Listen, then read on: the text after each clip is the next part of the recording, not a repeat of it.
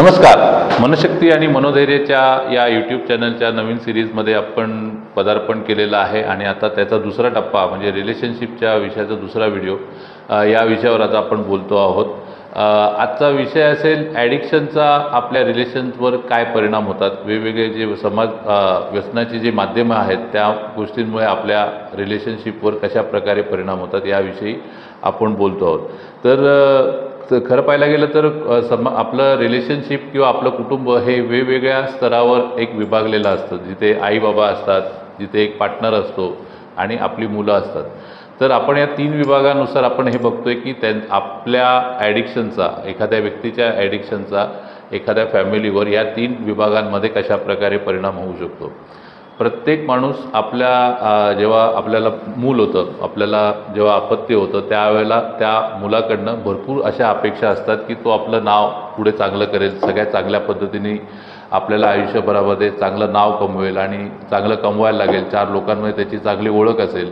या सगळ्या गोष्टी जेव्हा प्रत्येकजण एक आई बाबा आपल्या मुलाविषयी अपेक्षा करत असतात. ज्या वेळेला त्यांनी त्या मुलाचा जेव्हा जन्म झाला त्यावेळेला हातात घेत असतानाच त्यावेळेला त्यांनी ती स्वप्न बघितलेली असतात. हळूहळू तो मुलगा मोठा होतो. मोठा झाल्यानंतर कॉलेज पासआउट करतो, त्याचे चांगल्या मित्रांबरोबर तो कुठल्या ना कुठल्या तरी चांगल्या अचिव्हमेंट्स करतो. पण कळत नकळत व्यसन त्याच्या जीवनामध्ये येतं आणि व्यसनाधीन होईपर्यंत ते या सगळ्या गोष्टी ठीक आहे, ही एक जनरेशनचा भाग आहे म्हणून आपण फॅमिली मेंबर्सही दुर्लक्षित करतात. पण हळूहळू का होईना तेच जे स्वप्न त्या मुलाविषयी बघितलेली आहेत, ज्या गोष्टी तो भविष्यात आपल्याविषयी चांगलं काही ना काहीतरी करून दाखवणार आहे असं जे एक स्वप्न होतं ते कुठे ना कुठेतरी हळूहळू धुळीस मिळताना दिसतं. तर हा एक इम्पॅक्ट आहे की त्या मुलाविषयी आम्ही नेमकं कुठे चुकलो, त्याला एक्झॅक्टली कशा प्रकारे आम्ही वागवताना चुकलो. आणि हे सगळं करत असताना कुठे ना कुठेतरी त्यांच्या मनामध्ये ही गोष्ट लक्षात असते की ही उद्ध्वस्त अवस्थेकडे जाण्यासाठी किंवा पूर्णपणे उद्ध्वस्त होण्याच्या दिशेने त्याची वाटचाल होऊ नये यासाठी कुठे ना कुठेतरी त्यांचा प्रयत्न असतो. त्यामुळे ते इतर नातेवाईकांकडनं किंवा जवळच्या मित्रांकडनं या सगळ्या गोष्टीविषयी मार्ग करण्याचा प्रयत्न करत असतात. बऱ्याचदा अशा वेळेला काही चुकीचे मार्गही अवलंबले जातात, जसं गंडे दोरे किंवा वेगवेगळ्या बाबा मांत्रिकांकडे जाणं, जेणेकरून तो मुलगा बरा होईल, तर त्याच्यातनं त्याचं भलं होईल अशा प्रकारचा एक विचार केला जातो. महाराष्ट्राच्या पुरुषप्रधान संस्कृतीमध्ये हा एक खूप मोठा गैरसमज असा लोकांमध्ये असतो की त्या मुलाचं लग्न झाल्यानंतर तो सुधरेल.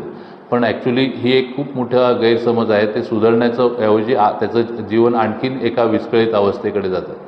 तर त्यामुळे पहिला इम्पॅक्ट आईबाबांच्यावरती हा होतो की त्यांनी जे स्वप्न बघितलेली असतात आणि अर्थातच एक म्हातारपणचा आधार म्हणून आपण ज्या मुलांकडे बघतोय त्यालाच स्वतःला आधाराची गरज आहे अशी जेव्हा परिस्थिती निर्माण होते त्यावेळेला त्या दोघांच्याही मनामध्ये काय दडपणाची अवस्था असते ही आम्ही जवळपास रोजच अनुभव घेतो त्या गोष्टीचा. त्यामुळे पहिली गोष्ट म्हणजे त्या लोकांना अशा रिलेशनशिपमध्ये स्वतःला बिल्ड करण्यासाठी पहिली गोष्ट ही लक्षात घ्या, मदत घेतल्याशिवाय या विषयावर आपण एकाकीपणे ह्याला सॉल्व करू शकत नाही.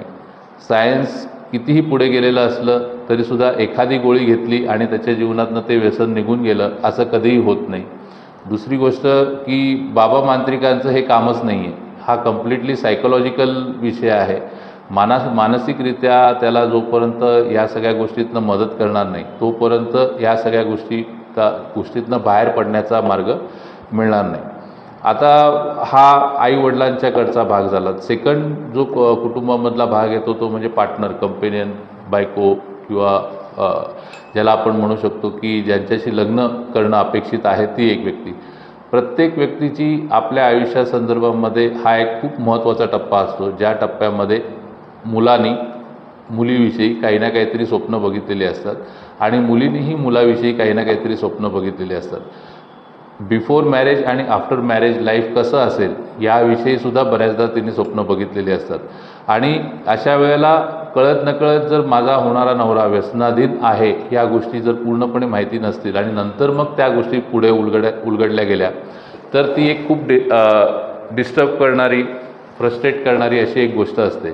आणि मग अशा वेळेला एक प्रवास सुरू होतो ज्या प्रवासामध्ये एक्झॅक्टली, कारण का त्या मुलींनी आधी आपल्या माहेरी ह्या अशा प्रकारच्या केसेस हँडल केल्या आहेत नाही केल्या आहेत हे कोणालाच माहीत नाही. पण तरीसुद्धा ती व्यक्ती प्रयत्न करत राहते की बाबा या व्यक्तीला त्याच्यातनं बाहेर काढावं, या गोष्टीतनं बाहेर पडावं.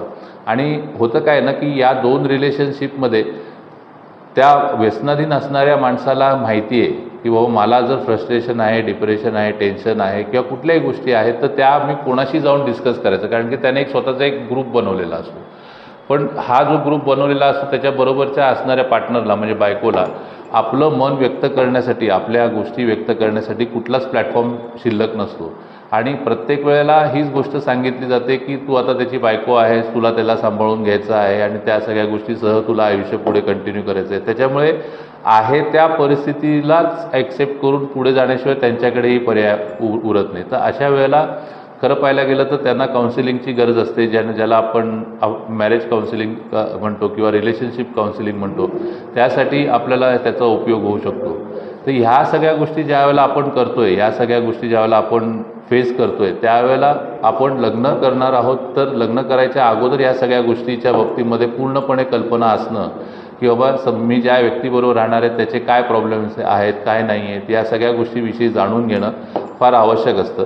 आणि जेव्हा तुम्ही या विषयाशी डील करता त्यावेळेला हे काही एका दिवसात अचानक घडलं अशी प्रक्रिया नसते. एखादा माणूस व्यसनाधीन होणं ही काही एका दिवसाची प्रक्रिया नसते, ती एक प्रोसेस असते ज्याला बराच काळ जातो.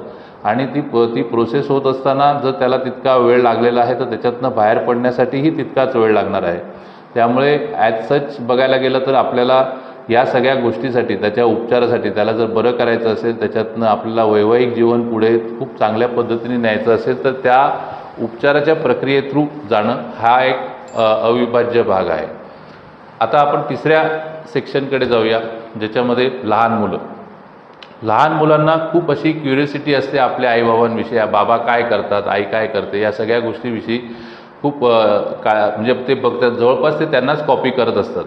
आणि ज्या वेळेला ती गोष्ट लक्षात येते की बाबा मुलं काही परीक्षेत चांगले मार्क मिळवले आणि चांगले मार्क मिळवून मुलगा बाबांकडे आला, बाबा मी परीक्षेमध्ये चांगले मार्क मिळवले, पण बाबा नशेमध्ये पूर्णपणे दूत आहेत. तर ह्या सगळ्या गोष्टी माझा आनंद आहे तो शेअर कोणाला करायचा, मी ज्या अचिव्हमेंट्स केल्या आहेत त्या ॲप्रिशिएट कोण करणार.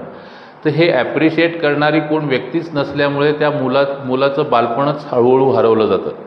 आणि मुलांना एक्झॅक्टली पुढे काय करायचं आहे, लाईफमध्ये काय करायचं आहे, माझ्या आजूबाजूच्या मित्रांना, माझ्या इतर लोकांना जर ह्या गोष्टी समजल्या, माझे वडील ॲडिक्ट आहेत किंवा माझ्या वडिलांना या सगळ्या गोष्टी आहेत तर त्याचा इम्पॅक्ट काय होईल, तर ह्या सगळ्या गोष्टींचा विचारातच घेतल्या जात नाही. त्यामुळे प्रॅक्टिकली बघायला गेलं तर ह्या सगळ्या रिलेशनशिपच्या विषयासाठी एक प्रॉपर काउन्सिलिंग घेणं आणि काउन्सिलिंग घेऊन त्यातनं एक्झॅक्टली काय मार्ग करता येईल. म्हणजे बऱ्याचदा पेशंटचे फॅमिली मेंबर आमच्या ॲडिक्शन सेंटरला, जे मनशक्तीचं व्यसनमुक्ती केंद्र आहे, त्या व्यसनमुक्ती केंद्रात ॲडमिट केल्यानंतर त्यांना अशी अपेक्षा असते की सगळ्या चमत्काराची एखादी काठी फिरवली जाईल आणि सगळे प्रॉब्लेम सॉल्व्ह होतील. तर तसं नाही आहे. जसं त्या पेशंटना उपचाराची गरज आहे तसंच फॅमिली मेंबरनाही काउन्सिलिंग घेण्याची, आणि हा सगळा आजार कुठल्या कन्सेप्टमध्ये आहे, या रिलेशनशिपला जर बिल्ड करायचं असेल तर ती चाकं आहेत एका गाडीची. फक्त एका चाकाला आपण पंक्चर झालं असेल तर बरोबर करून रुळावर तर आणू, पण ती चारी चाकं जर एका अलाइनमेंटमध्ये जर चालली तरच ती गाडी पुढे जाणार आहे. त्यामुळे प्रत्येकाला त्या विषयामध्ये काउन्सिलिंग घेण्याची आवश्यकता भासते.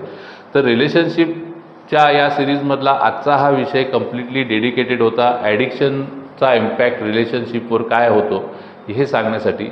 तर पुढच्या व्हिडिओमध्ये आपण अजून चांगल्या पद्धतीने बघूया. तुम्हाला हा व्हिडिओ आवडला असेल तर नक्कीच लाईक करा, आमच्या चॅनलला सबस्क्राईब करा, आणि जर तुम्हाला वाटलं की ही इन्फॉर्मेशन कोणाच्या ना कोणातरी उपयोगात येऊ शकते तर नक्कीच तुम्ही शेअर करा. धन्यवाद.